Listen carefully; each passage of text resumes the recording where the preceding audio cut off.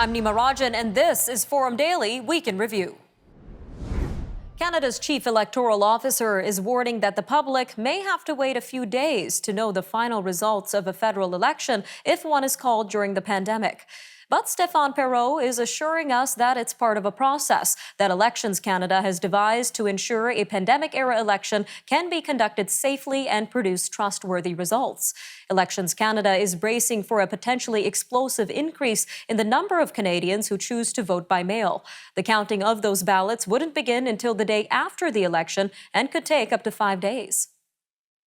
Prime Minister Justin Trudeau has been cleared by the federal ethics watchdog over Liberal MPs using their office budgets to hire the services of a company run by one of his lifelong friends. Conservative MP Michael Barrett had asked Mario Dion to investigate after a report surfaced that most Liberal MPs hired two companies, including friend Tom Pitfield's Data Sciences, to help them manage constituency casework.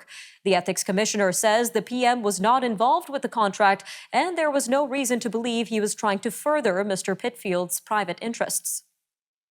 Dozens of former Afghan interpreters and allies rallied on Parliament Hill in Ottawa on Tuesday, calling on the federal government to bring their family members to Canada.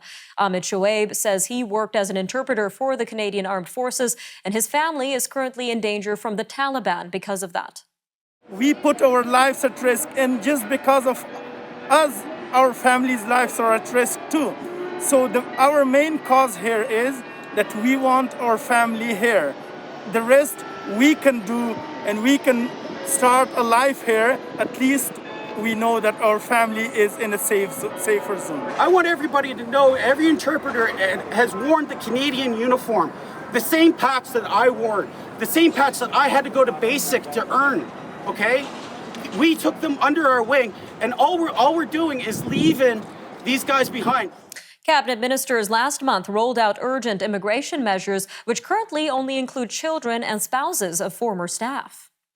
Well, the final set of hearings in the extradition case of Huawei's chief financial officer, Meng Wanzhou, are due to begin today in BC Supreme Court in Vancouver.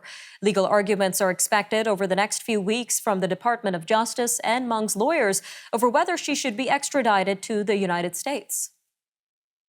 Experts say the number of COVID-19 cases caused by the Delta variant is doubling every 7 to 10 days in British Columbia. Professor Sarah Otto of the University of British Columbia says the Delta variant is now the most common strain in the province because it increases the viral load by about 1,000-fold, making it much easier to catch and transmit. Well, meanwhile, it appears more Canadians aren't sure that the worst of the COVID-19 pandemic has passed. Concerns are rising about a potential fourth wave of infections driven by the spread of the highly contagious Delta variant and the number of people still unvaccinated. An online survey of over 1,500 adults on the weekend by Leger and the Association for Canadian Studies found 54% of respondents think the worst of the crisis is already over, compared to 63% who felt that way a month ago. Social media management business Hootsuite says it has acquired artificial intelligence chatbot company Heyday. Vancouver-based Hootsuite says it agreed to pay $60 million for the company. It says it wanted to buy Montreal-based Heyday because the e-commerce sector is rapidly moving onto social and messaging platforms, and the purchase would give it more opportunities to help brands elevate their customer experiences. Canadian National and Canadian Pacific Railways say a repeat of last year's record grain shipments isn't likely. The railways say record high temperatures and drought in Western Canada have stressed crops and could have a negative impact on this year's yields if conditions persist. The reduced shipments are expected despite growing global demand led by China for Canadian exports. The 150th anniversary of Treaty Number 1 was commemorated yesterday at Lower Fort Garry in Winnipeg. The treaty between the Anishinaabe and Muskegon Cree peoples and the Crown was the first of the 11 numbered treaties that helped establish Western Canada as we know it today. Treaty 1 covers a wide swath of southern Manitoba, including the city of Winnipeg. Federal Crown Indigenous Relations Minister Carolyn Bennett says that the anniversary is an opportunity to advance reconciliation efforts. Officials with both the Canadian and Swedish women's soccer teams are asking for a delay to the start of the gold medal game due to hot temperatures expected on Friday. The women's final is set to begin at 11 a.m. Tokyo time Friday amid sunny skies and a high of 34 degrees, with a humidex making it feel like it's in the low 40s. Up next, we will have a look at reconciliation efforts with the Treaty Land Sharing Network. We will discuss what the network does with Nettie Wiebe, a member of the network and farmer in Saskatchewan.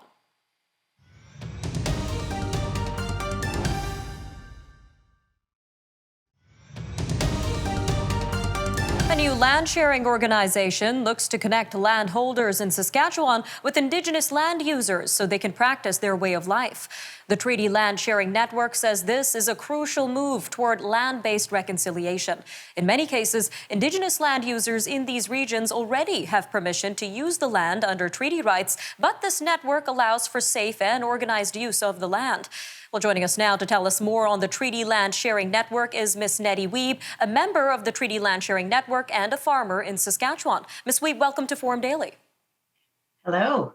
So let's start with how and why the Treaty Land Sharing Network came to be.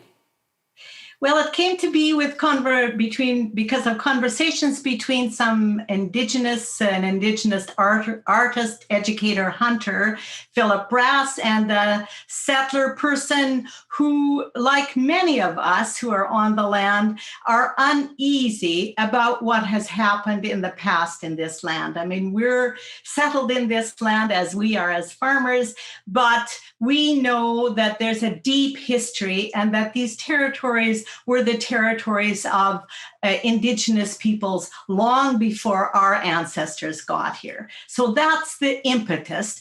But it's also in this context of Saskatchewan particularly, a moment these last years when we have realized just how fractured and sometimes how brutal the land tensions are here between settlers and Indigenous peoples. And I have to just say off the top that the Colton Boushie case, the murder of Colton Boushie, was so egregious and so sad and so tragic, and a reminder of just how land, relationship to land, access to land, the whole question of treaty rights needs to be reoriented, particularly in this place.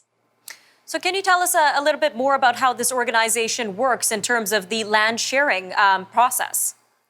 Well, let me just say off the top that we're not in this network because we're particularly altruistic people. We are in this network because these are treaty agreements, and we're all treaty people. We wouldn't be on this land if there hadn't been treaties.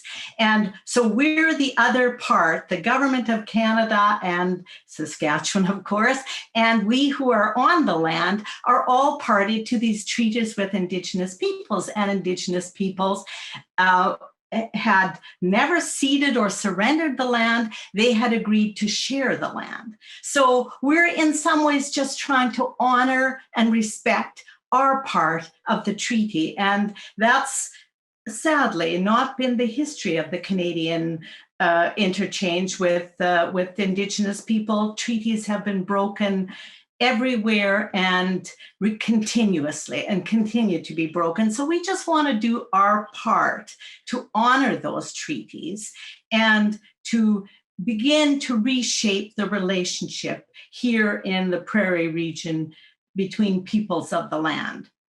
We as farmers are peoples of the land, but so are Indigenous peoples.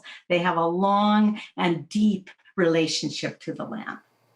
Now, considering that this organization started working in around 2020, can you detail the progress it has made so far in connecting Indigenous people with farmers? Well, actually, I was at the July 15th launch where they did a pipe ceremony, and we had conversations, good and deep conversations with Indigenous peoples that were there, and in concert with the treaty, the commissioner of the treaty office of the treaty commissioner. And that helped to sort of normalize and reassure people that this is a sharing of the land. It's not an opening of the land to whatever. It's a respectful sharing of the land where Indigenous peoples have the right to hunt, to gather medicinal plants, to do ceremonies, and that's an agreement. We want to do that in a way that everybody is safe, and that our use of the land and their use of the land begin to meet in a way that is generous and beneficial for all, and specifically beneficial for the land, because we have a lot as settlers, we have farmers, we have a lot to learn from Indigenous peoples about the land, about the plants, about animals, about care of the land. An interview with Brendan Caldwell on investing is up next.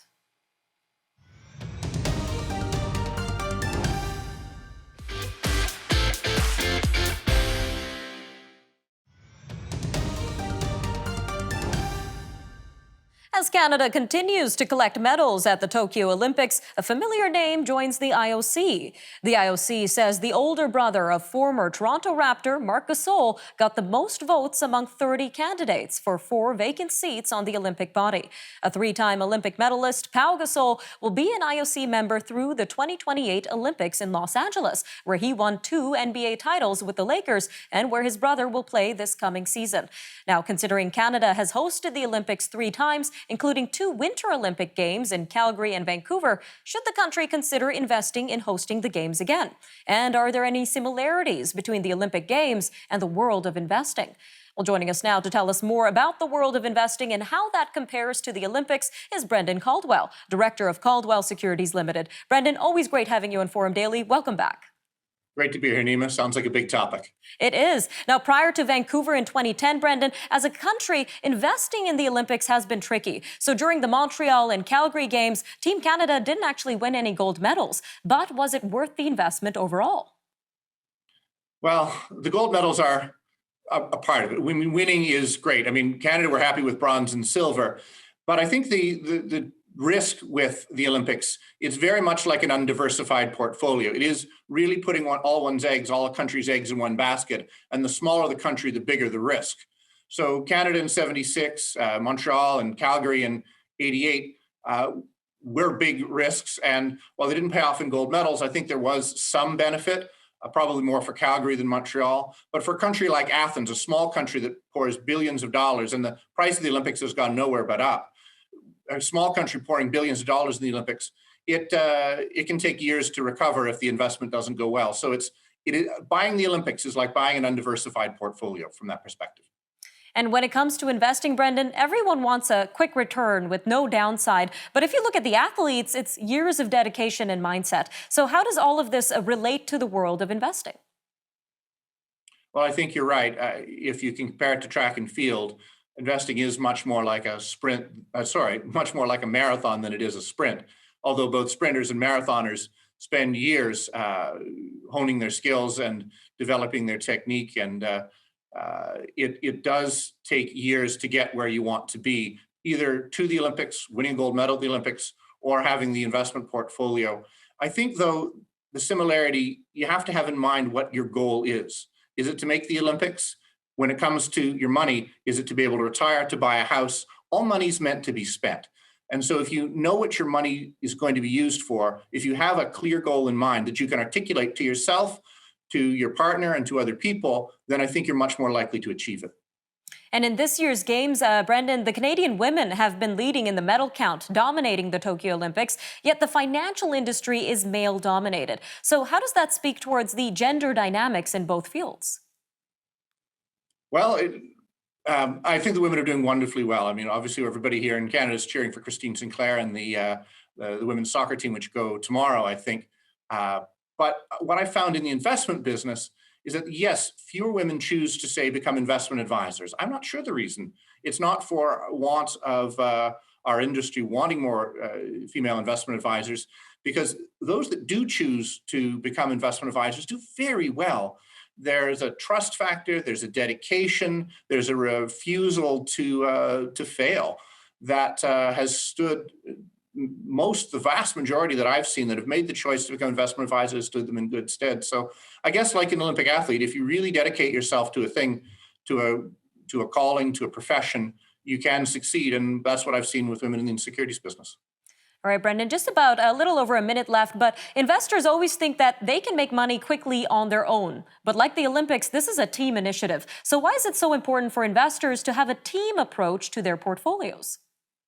Oh, it is very much a team. I mean, even a solo event like a sprint or any other event where it's just one athlete on the field or in the endeavor, there is a whole, not just one coach, but a whole team of people behind them to get them to that point, nationally and personally, locally. And so too with investing. Even the great investors like a Warren Buffett type, they may be the one that gets the gold medal at the end, or in the case of investing the money. But Warren Buffett and I just equated myself to Warren Buffett there, but all investors that have any success in this market have a team of people that they work with. And that should be true for private investors as well. To try and do it on one's own leaves you at a great disadvantage to the teams that are out there trying to make money for their clients. Some good points there, Brendan. Thank you again for joining us on Forum Daily today. Thank you, Nima. All right, we'll take a look at international news up next, including evictions in the U.S., a lawsuit by the Mexican government, and more.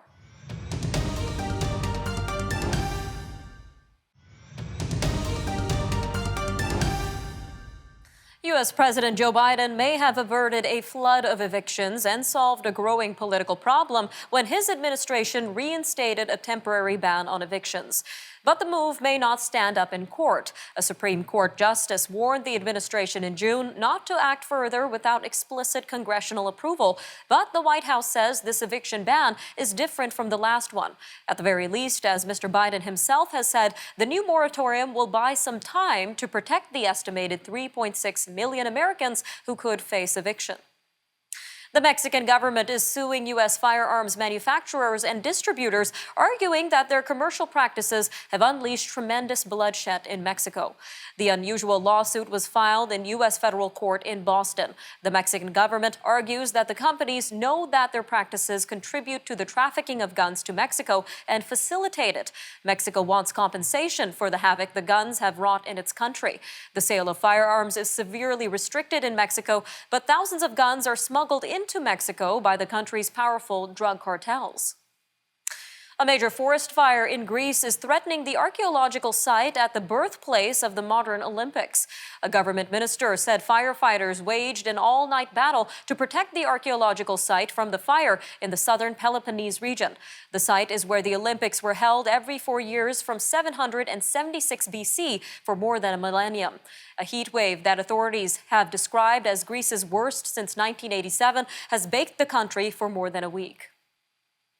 Microsoft says employees must be fully vaccinated to enter the company's U.S. offices and other work sites starting this month, or rather next month. The tech giant has told employees it will require proof of vaccination for all employees, vendors, and any guests entering Microsoft buildings in the U.S. The company also says it will have a process to accommodate employees who have a medical condition or other protected reason, such as religion, which prevent them from getting vaccinated. The company is also delaying its return to the office until October 4th. Importers are contending with a perfect storm of supply trouble, rising prices, overwhelmed ports, and a shortage of ships, trains, and trucks. And it's all expected to last until 2022. The experience is disturbing enough that many importers are reconsidering cost-saving decisions they made in recent years to shift the production out of the United States to China and other low-cost producers. Pakistani police say a Muslim mob stormed a Hindu temple in a remote town in eastern Punjab province, damaging statues and burning down the temple's main door. The attack on Wednesday followed an alleged desecration of a madrasa, or religious school, by a Hindu boy earlier this week. A police official says the mob apparently incited that a local court had granted bail to the 8-year-old Hindu boy in the alleged madrasa desecration. The head of the U.S. Agency for International Development is expressing concern about the dehumanizing rhetoric used by Ethiopia's leaders. This comes amid the 9-month conflict in the Tigray region, whose forces last month were described as weeds and cancer by the country's prime minister. Samantha Power said 10% of targeted aid has reached the region since mid-July. Australia's government has pledged $813 million to address Indigenous disadvantage, including compensation to thousands of mixed-race children who were taken from their families. The $279.7 million being used to compensate the so-called stolen generations is the most expensive component of the package, aimed at boosting Indigenous living standards in Australia. Prime Minister Scott Morrison said the compensation is a recognition of the harm caused by forced removal of children from families. British police have made 11 arrests in connection with the online racial abuse of England soccer players following their team's loss to Italy in the final of the European Championship last month. 3 players endured a barrage of abuse after they missed penalties in England's shootout defeat. The UK Football Policing Unit says it has requested data from social media companies to advance its investigation and has passed on information to local police forces that can help. The arrests were for a number of offenses, including malicious communications. Some of the summer hires on the Mediterranean party island of Ibiza are different this year. They include private detectives posing as tourists who tip off the police about illegal parties that break COVID-19 rules. Hundreds of thousands of tourists have headed on to the island in recent months as travel restrictions ease.